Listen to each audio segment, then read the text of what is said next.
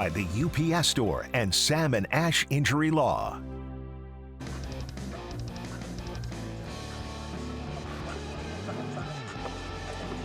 Hi, my name is Conterica, and this is yours truly, the Rattler Nation cheer team.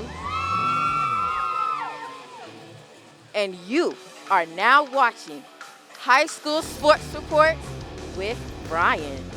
Let's go, Motown! Wow, that's what I'm talking about. Okay, Mojave, the cheerleaders bringing it on to start the show.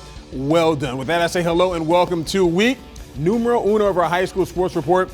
This is Las Vegas' best high school sports show on local television. And tonight's game of the week, it paired 4A state champion Mojave, the Rattlers, taking on Foothill. Mojave, the 4A state champions who had to move up to 5A, and their first game was against the Falcons. Mojave, the 4A state champions, doing their thing against the Falcons. You see, how about this? Foothill, nice little pass, Ryder Dobbs to Braxton Bonnet, who takes it in for the touchdown. 6-0, the Falcons are up. Mojave responds with a nice drive, ending with quarterback Mark Ames bulldozing in for a touchdown. The 2-point conversion, a long tush push with Ames. Rattlers, they score 8-6. Mojave is up. The ensuing kickoff, number 1, Bryce Rodriguez. How about this? Nice catch, making some moves. You see him, number 1. Look at the speed. Woo-wee, that's what I'm talking about. Takes it in for the touchdown, plus a 2-point conversion. The Falcons are up 14-8 after that.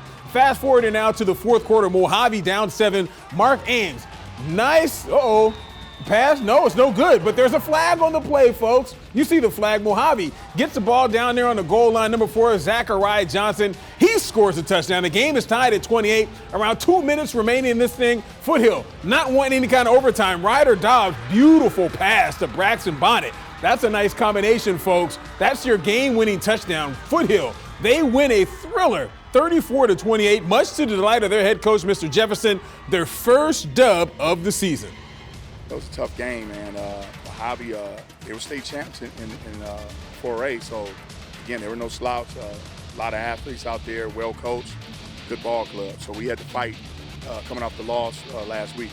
So it was a tough game, and just glad we pulled it out. They did a good job of holding the ball. We didn't get many opportunities on offense like we wanted, but they did a good job, like I said, of holding the ball, and I think we were trying to kind of get demoralized a little bit. But like I said, we held them when we had to down here at the end, and we made a big play on offense that last drive, so that kind of did it for us. Today was a hard-fought win. You know, offense played good.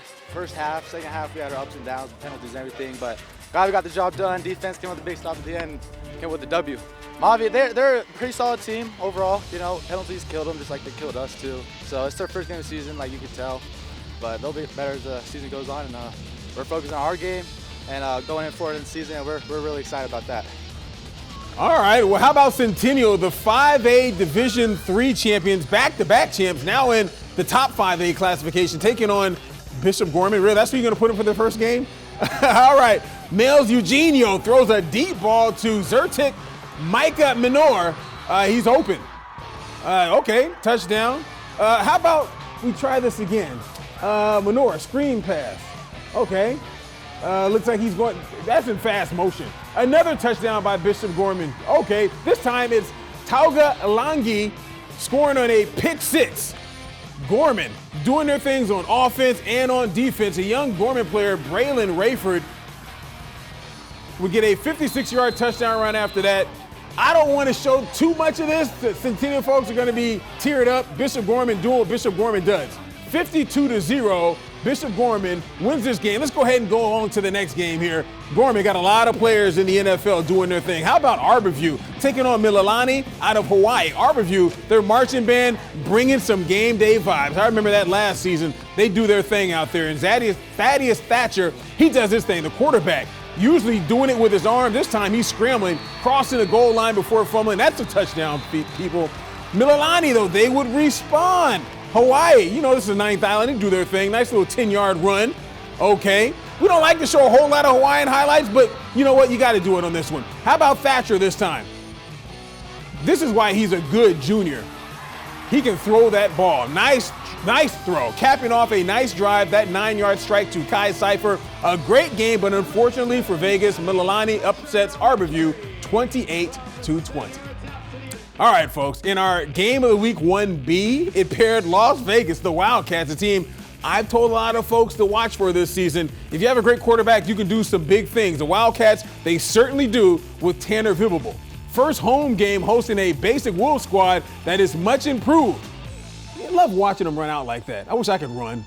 Anyway, quarterback Tanner Vivable, the kid I'm talking about, showing why I speak so highly of him.